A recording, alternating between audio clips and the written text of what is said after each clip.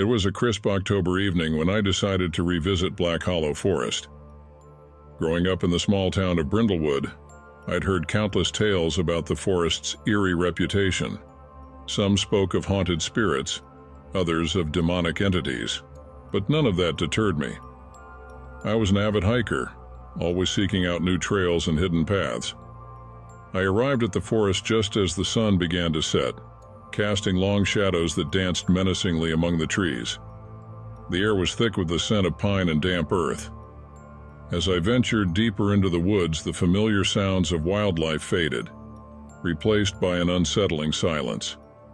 It was as if the forest itself was holding its breath, waiting. After an hour of hiking, I stumbled upon a path I hadn't noticed before. It was overgrown and barely discernible, hidden behind a thicket of brambles. Curiosity got the better of me, and I decided to follow it.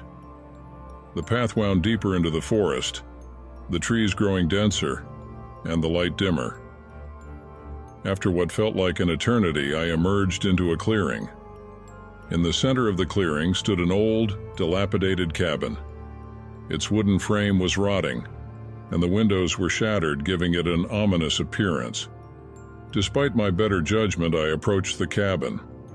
The door creaked open with a haunting groan, and I stepped inside. The air inside was stale and cold, sending a shiver down my spine.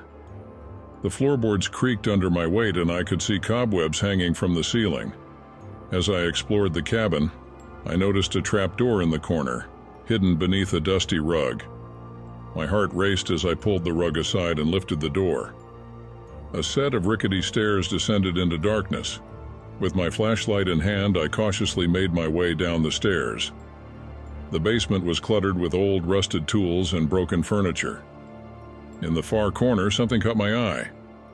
A dusty, leather-bound book with strange symbols etched into its cover. I felt a sudden chill as I picked it up.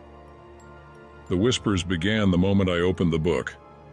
At first, they were faint, like the distant rustling of leaves. But as I turned the pages, they grew louder, more insistent. The words were in a language I couldn't understand, and yet they filled me with a sense of dread. Suddenly, the whispers stopped, replaced by a deep, guttural voice. "You should not have come here," it growled. I spun around, my flashlight beam cutting through the darkness. Standing before me was a shadowy figure with glowing red eyes. It was a Jinn, a demonic entity I'd only heard about in folklore.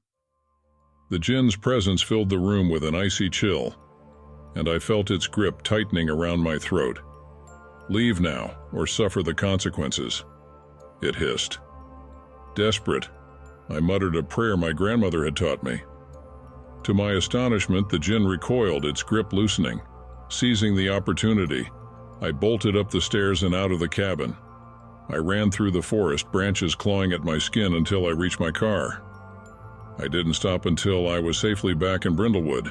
Even now, months later, I can't shake the memory of that night.